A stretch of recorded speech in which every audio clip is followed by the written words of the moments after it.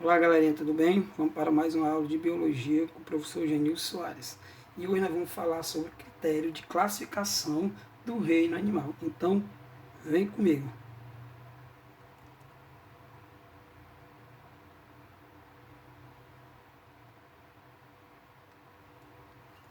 Para a gente iniciar aí, eu trouxe para vocês, sobre os principais filhos. Então, pessoal, para a gente estudar essa aula, nós precisamos do seguinte: saber que os animais, esse reino é bem diversificado, onde nós vamos ter indivíduos eucariontes multicelulares, com tecidos, sem tecidos, com cavidade corporal, sem cavidade corporal, aonde alguns vão apresentar sistema digestório completo, sistema digestório incompleto, aonde vão apresentar algum corpo segmentado, aonde a digestão é intracelular, é extracelular, vão apresentar sistema circulatório aberto, sistema circulatório fechado, certo?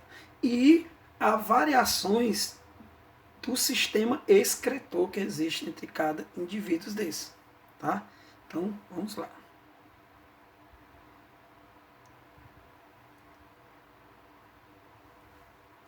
E aí, galera, eu trouxe essa imagem representando os 9 filhos, que nada mais é do que a turma do Bob Esponja, onde eles apresentam boa diversidade desses filhos. Não todos, mas uma boa parte. Por exemplo, a gente inicia com os poríferos, né? O primeiro filho do reino animal, em escala evolutiva, a gente começa com os poríferos, que tem como representação a esponja do mar, o Bob Esponja. Vamos ter os quilindários e serenterados, ou serenterados, que nada mais é do que aquela do que água-viva, as caravelas, os pólipos e as anemas no mar, que o Bob Esponja usa muito uma água-vivazinha, né, para ele passear. Vamos ter os vermes achatados, que são os plateumintos, causadores de doenças. Vamos ter os nemateumintos também, que são os vermes cilíndricos, causadores de doenças, certo? São parasitas.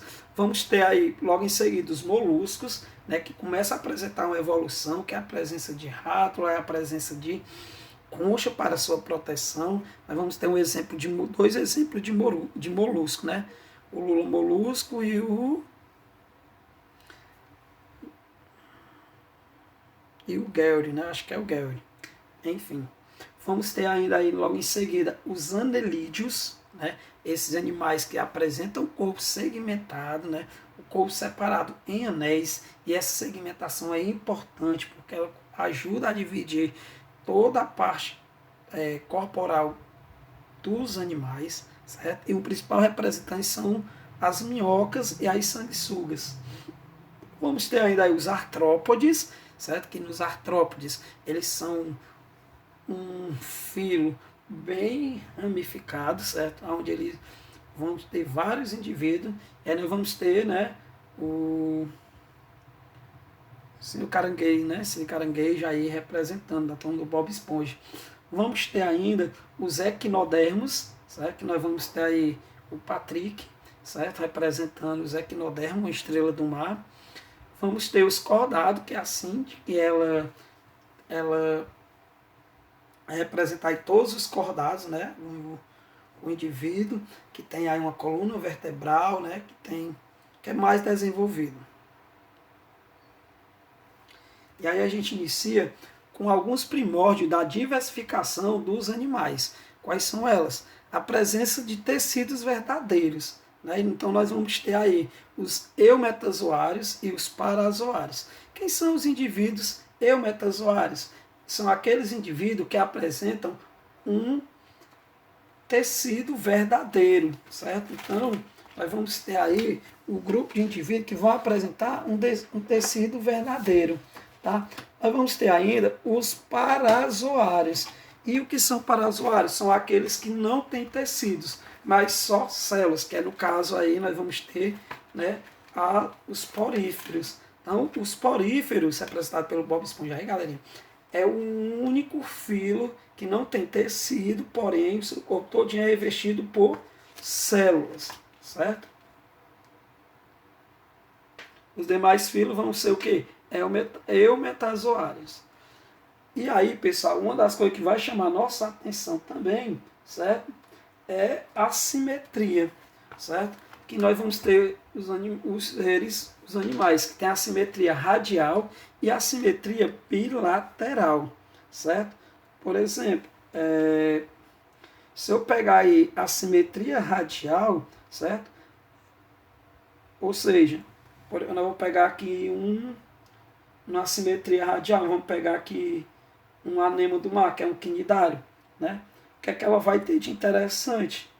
Elas vão apresentar vários cortes proporcionais às partes semelhantes, enquanto a simetria bilateral, que é que ela vai apresentar, pelo menos na fase larval, né?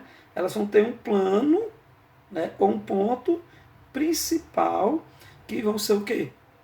Que vão ter, que eu passando esse ponto no meio, eles vão ter partes iguais. É como aonde nos plateumintos, nos nemateumintos, nos artrópodes, como também nos cordados, como tem representando a mulher aí. Com relação também o número de folhetos embrionários. Mas quais são esses folhetos embrionários? Pessoal, existem os indivíduos diblásticos e existem os indivíduos triblásticos, certo? Mas como é que eu sei? Pronto, o que é que nós vamos observar? Tudo isso vai estar relacionado a quem? Como é que eu vou definir? Eles vão ser definidos ainda no desenvolvimento do embrião, certo? E aí nós vamos ter, nesses folhetos embrionários, a formação deles a partir dos indivíduos diblásticos e triblásticos. Quem são os indivíduos diblásticos? Só apresentam 2 folhetos embrionários. E quem são os indivíduos triblásticos? São aqueles que apresentam os 3 folhetos embrionários. Quem são eles? Indivíduos triblásticos. Nós vamos ter aonde? Nós vamos ter somente diblásticos os quinidários, ou seja, água-viva, caravela, medusas, pólipos. Então eles vão apresentar 2 folhetos embrionários, que é a ectoderme e a endoderme. A ectoderme é a camada externa e a endoderme é a camada interna, né, no caso do embrião, que vai formar esses folhetos. Já os triblásticos, a partir dos plateumintos, né, plateumintos, nemateumintos, moluscos, anelídeos, artrópodes, equinodermos e os cordados vão ser triblásticos, vão apresentar os 3 folhetos embrionários. M, o que seria o M? É ectoderme, mesoderme, a camada intermediária, que vai ser importante, já já nós vamos apresentar ela, e vamos ter a endoderme. E tudo isso vai estar relacionado a quem? Na blástula. A blástula, pessoal, é uma das primeiras etapas, certo, do processo de desenvolvimento embrionário. Então vamos lá. A ectoderme, qual é a função dela? Ela vai originar a epiderme, os anexos epidérmicos, o sistema nervoso e cavidade. Já a mesoderme vai originar também a derme, que vai ficar próxima à nossa epiderme, os ossos e músculos, sistema circulatório e reprodutor. Já a endoderme é o sistema responsável pela formação do sistema respiratório e os órgãos do sistema digestório. Olha, foi o que eu falei. Eu falei que há pouco tempo que a mesoderme é importante. Então nós vamos falar sobre ela agora, sobre essa mesoderme. Que essa mesoderme é responsável por uma parte das cavidades corporais. E a cavidade corporal dos animais, certo? Além dessa cavidade digestória, nós vamos falar sobre essa cavidade corporal interna, que vão estar relacionadas a quem é a própria mesoderme, certo? E aí nós vamos ter o seguinte, nós vamos ver que existe os animais triblásticos acelomados, os animais triblásticos celomados e vamos ter os animais triblásticos pseudocelomados, certo? Então, vamos observar que essa cavidade corporal ela vai surgir, né, em um espaço no interior dos blocos celulares da mesoderme. E aí nós vamos ver que existem os indivíduos acelomados, certo? E esses acelomados, certo? Eles não têm celoma, que são quem? São os plateumintos, né? Os plateumintos, eles apresentam aí os indivíduos acelomados. Porém, nós vamos ter os indivíduos que vão apresentar os falsos celoma. Por exemplo, nós vamos ter o filo dos nematelmintos, né? Que os nematelmintos, querendo ou não aí, eles vão estar se relacionando na formação do, né, do próprio pseudosselomados. E vamos ter ainda, certo, os triblásticos pseudosselomados, que são, no caso aí, né, os próprios moluscos e os nematóides. Já celomado, quem são esses indivíduos? Que realmente nós vai entrar no grupo dos celomados, certo, galera? E aí no grupo dos celomados, nós vamos pegar aí, como essa característica própria, evolutiva, nós já vamos pegar os equinodermos, vamos pegar os artrópodes, vamos pegar os próprios cordados. Certo? A blástula ainda, no processo da blástula, nós podemos decidir, como foi dito, né, o sistema digestório do indivíduo. Então, o sistema digestório ele pode ser completo ou incompleto. Certo? Quando eu falo indivíduo do sistema digestório completo, ele tem boca e tem ano. Quando eu falo indivíduo do sistema digestório completo, ele só tem a boca. Porém, a boca também serve como o ânus, né, para eliminar as fezes. E aí nós vamos ter, toda vez que vocês ouvirem falar em protostomos, em deuterostomos, aonde é que ele surge? Ele surge no blastóporo da blástula, que vai estar onde? Nesse desenvolvimento embrionário. Toda vez que eu falar em protostomo, o que é que ele me diz? A primeira cavidade a surgir aí nada mais é do que a boca. Quando eu falo deuterostomo, a primeira cavidade a surgir é o ânus. Porém, vamos ficar atentos. O indivíduo ele pode ter o sistema digestório completo, mas pode ser protostomo. Por quê? Porque a primeira cavidade a surgir é a boca. Porém, ele pode ser também o sistema digestório incompleto e também ser protostômico. Com exceções aí dos cordados, né, que eles são o quê? Eles são deuterostômicos, ou seja, a primeira cavidade a surgir é o ânus, eles têm sistema digestório completo. E agora nós vamos falar sobre a presença de segmentação ou metameria, certo? E aí, qual a finalidade, né, da metameria nos indivíduos? Para que serve essa metameria ou segmentação, certo? O que é que a gente pode observar, certo?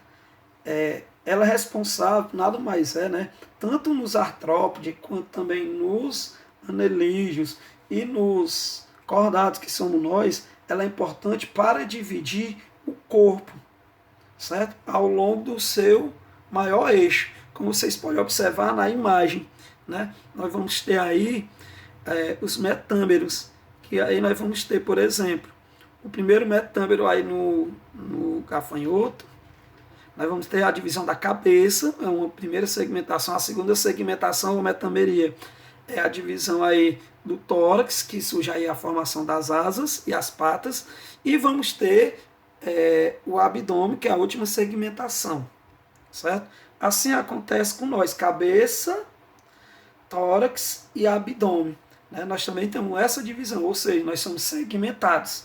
Lembrando, segmentados são os cordados, os artrópodes e os anelídeos.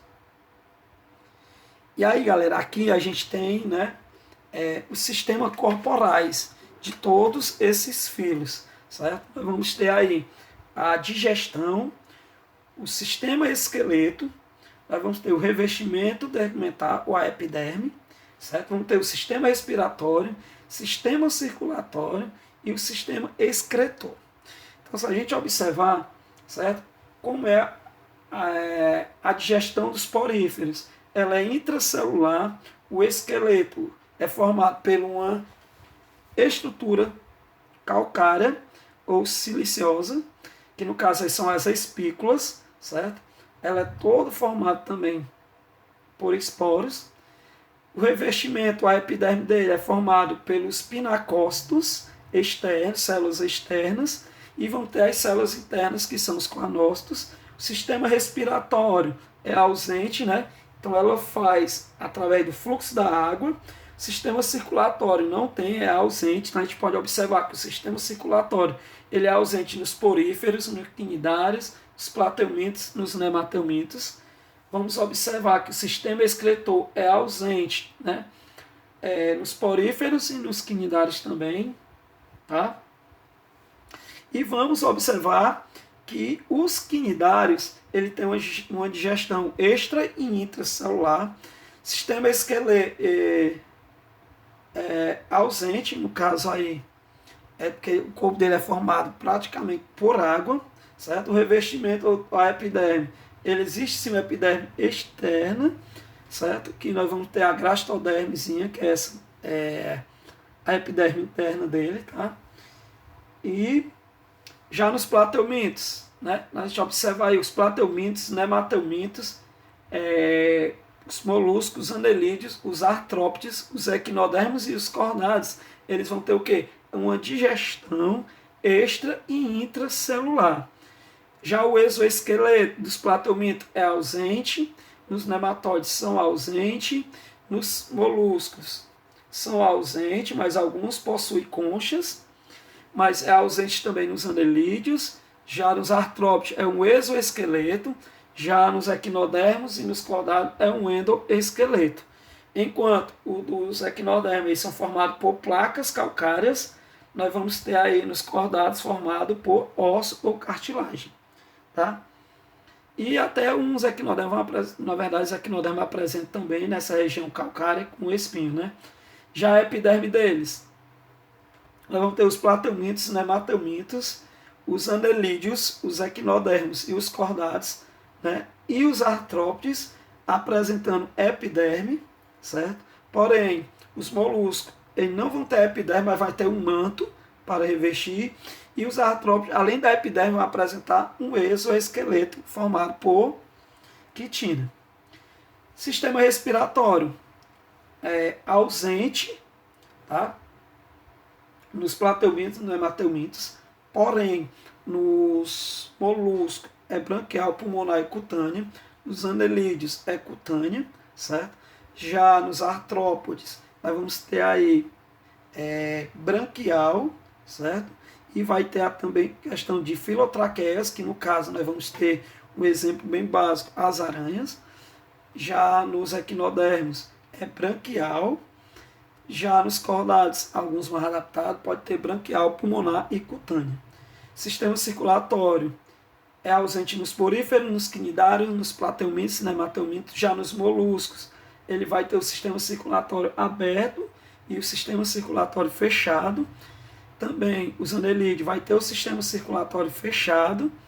Já os artrópodes vai ter o sistema circulatório aberto, os equinodermos aberto e nós circulatório, os cordados no caso, o sistema circulatório fechados, certo? Agora uma coisa que cobra muito em vestibulares, né, é a questão do sistema excretor, que é ausente nos poríferos e nos cnidários, né? Já nos plateumintos ele vai apresentar o quê? Células flamas, que são conhecidas como protonefrídeos. Já nos nematóides, células ou canais excretores, também conhecido como protonefrídeos ou renete. Já nos moluscos, nós vamos ter metanefrídeos e nos anelídeos também são metanefrídeos, certo? Que as minhocas vão liberar aí, querendo ou não, as amônias. Nos artrópodes, nós vamos ter os túbulos de Malpighi, certo? Que é uma característica bem exclusiva aí dos artrópodes. Já nos equinodermos é ausente e nos cordados, né? Nós vamos ter a questão aí dos rins e os outros órgãos, no caso, nós vamos ter aí os néfrons, tá? E aqui são as referências, site de pesquisa aí para quem está se reforçando para o Enem. E aqui nosso material para reforçar os nossos estudos domiciliares. E nesse momento só quero dizer muito obrigado.